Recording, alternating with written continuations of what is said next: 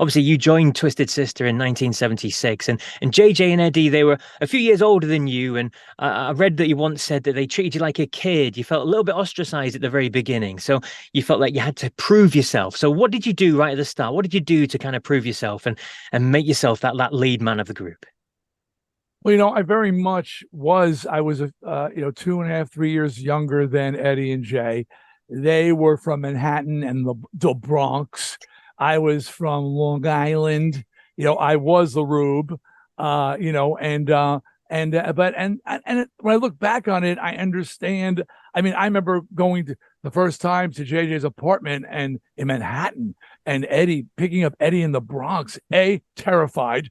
B, I was just like jaw drop, like looking around, like mystified. The big city. I was a Rube, and they treated me like. I mean, I got in the band because of my voice, but they treated me like that. But I took great offense to it at the time, and I felt very alienated.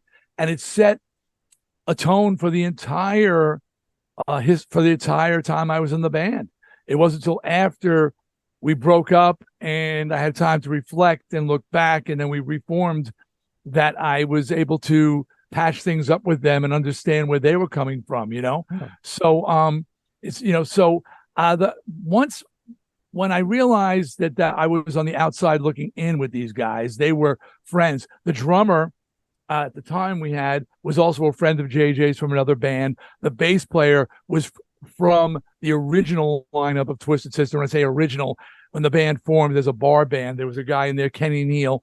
So it was like these four guys, and then older guys, and then me, this kid.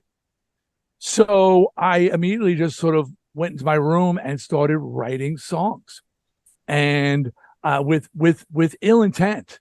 I was going to show them. That was my whole thing. I would show them that I was worth something. I would show them. And it was with anger and hostility towards my band members that I wrote and wrote and wrote. And I didn't party. I didn't drink. I didn't do drugs. I already had Suzette, my girlfriend. So I just stayed inside and just wrote endlessly until I was just overwhelming, until I got good at it. And I was overwhelming them with material. And they had to take notice, say, oh, my God, this guy's actually got something going on. And did it make a difference to your stage presence as well? I mean, obviously, you're known for your flamboyant stage presence and things like that. Do you feel the need to really push it out big time when you're on stage with them? When I always was very, what's the word? I'm lacking the word. It's too early. It's early in the morning here. For me, it's early. I just woke up. But I was always very active on stage. But I joined a band where JJ was the leader. It was his band. As I said in my memoirs, Shut Up and Give Me the Mic, I was never even officially told I was in the band. JJ said, well, we'll see how it works out. And then proceeded to fire the drummer, who I was just talking, because, and he was about my age. He was another Rube from Long Island. So I felt my job was always on the line. And I would just step back after I sang a song, and JJ would front the band. He would talk to the crowd and blah, blah, blah. But I was paying attention. I was studying, and slowly I started, inserting myself in the front man conversation because he was the front man.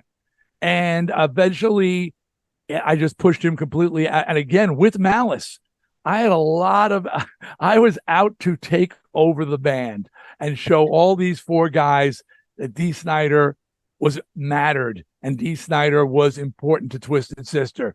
And ultimately I became like the driving force. But it was very, very deliberate on my part to show them, and not the world, show them. And after them, I had to show the world.